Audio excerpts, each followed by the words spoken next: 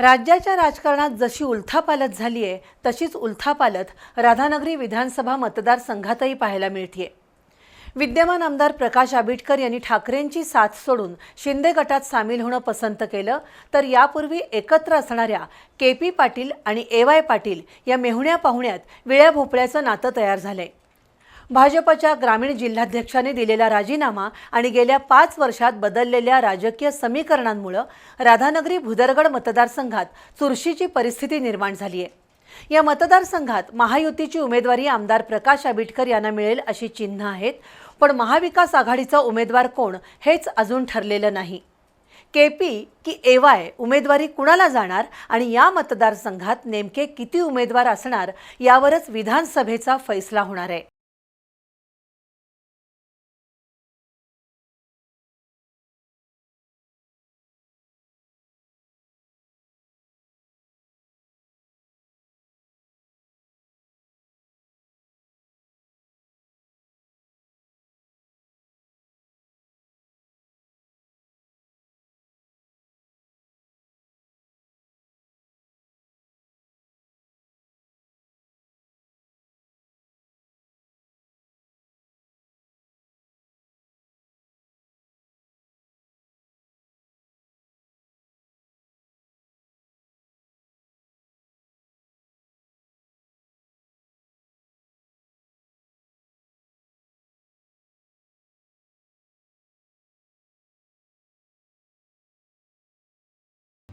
राधानगरी, काळमावाडी, तुळशी धरणामुळे राधानगरी भुदरगड तालुक्याचा बराचसा भाग सुपीक बनलाय. या दोन्ही तालुक्यासह आजरा तालुक्यातील काही गावांचा राधानगरी भुदरगड मतदारसंघात समावेश आहे. दुर्गम डोंगराळ भागातील काही वाड्या वस्त्या अपवाद असल्या तरी बहुतांश भागात सिंचन व्यवस्था पोहोचली आहे. प्रकाश आबिटकर हे या मतदारसंघाचे विद्यमान आमदार आहेत. एकसंघ शिवसेनेतून आबिटकर निवडून आले, पण एकनाथ शिंदेंसोबत सुरत, गुवाहाटी, गोवा मार्गे आमदार आबिटकर यांनी सत्तेचा मार्ग धरला. त्यामुळे सध्या ठाकरेंच्या शिवसेनेकडून आमदार प्रकाश आबिटकर यांच्यावर गद्दारीचा आरोप होतोय. पण आबिटकर यांनी अजून तरी थेट उद्धव ठाकरे यांच्या विरोधात टीका करणं टाळलं आहे. आपली विकास कामं हीच आपली ओळख आहे असा त्यांचा दावा आहे. अनेक वर्ष रखडलेल्या धामणी धरणाची घळभरणीचं काम केलंय. मुख्यमंत्र्यांशी असलेल्या सलगीतून कोट्यवधी रुपयांचा निधी आणून मतदारसंघात अनेक विकास कामं केली. दुर्गम डोंगराळ भागातील वाड्या वस्त्यांवर रस्ते आणि पिण्याच्या पाण्याची सोय केली. वनहक्काचे प्रश्न सोडवण्यासाठी सत्तेची ताकद वापरली. मतदारांना सहज उपलब्ध असणारा आमदार अशी ओळख निर्माण केल्याचं प्रकाश आबिटकर सांगतात. पण सलग 10 वर्ष राधानगरी भुदरगड मतदारसंघाचं नेतृत्व केल्यामुळं प्रस्थापितांना विरोध ही मतदारांची भावना असू शकते. एकीकडं या निवडणुकीत हॅट्रिक करण्याचा आबिटकरांचा प्रयत्न आहे, तर दुसरीकडं या मतदारसंघातून इच्छुक असणाऱ्यांची संख्या मोठी आहे.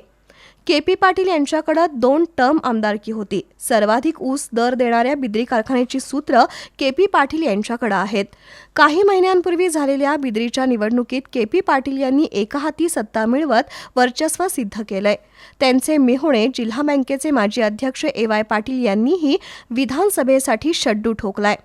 मेहुण्या पाहुण्यांच्या वादानं सध्या चांगलीच उकळी घेतली आहे. यावेळी थांबायचं नाही असा निर्धार AY पाटील यांनी केलाय. 2019च्या निवडणुकीत प्रकाश आबिटकर यांनी 1,05,881 मतं घेऊन विधानसभा गाठली, तर KP पाटील यांना 87,451 मतं मिळाली होती. त्याशिवाय अरुणकुमार डोंगळे यांना 15,414, राहुल देसाई यांना 12,895, चंद्रकांत पाटील यांना 8,093, जीवन पाटील यांना 7,832 तर सत्यजित जाधव यांना 5,952 मतं मिळाली होती. 2024च्या निवडणुकीसाठी अरुणकुमार डोंगळे यांनी अजून तरी तयारी केलेली नाही. मात्र राहुल देसाई यांनी भाजपच्या जिल्हाध्यक्षपदाचा राजीनामा देऊन निवडणूक लढवण्याचे संकेत दिलेत, तर KP आणि AY यांनीही निवडणूक लढवण्याचा चंग बांधलाय. KP आणि आबिटकर हे दोघे भुदरगड तालुक्यातून येतात, तर AY पाटील राधानगरी तालुक्यातील आहेत. नामदेवराव भोईटे यांच्यानंतर गेली 25 वर्ष राधानगरीला आमदारकी मिळालेली नाही. तालुक्याच्या अस्मितेला फुंकर घालत AY पाटील यांनी प्रबळ दावेदारी केली आहे. पण मेहुण्या पाहुण्यांच्या वादाचा फायदा प्रकाश आबिटकर यांना होण्याची शक्यता नाकारता येत नाही. दुसरीकडे शिवसेना ठाकरे गट आबिटकरांच्या विरोधात किती फिल्डिंग लावणार, हा मतदारसंघ महाविकास आघाडीत कुणाच्या वाटेला जाणार, आबिटकरांना भाजप आणि अजित पवार राष्ट्रवादी गटाची साथ मिळणार का, यावरच या मतदारसंघाचं आमदारकीचं उत्तर मिळणार आहे.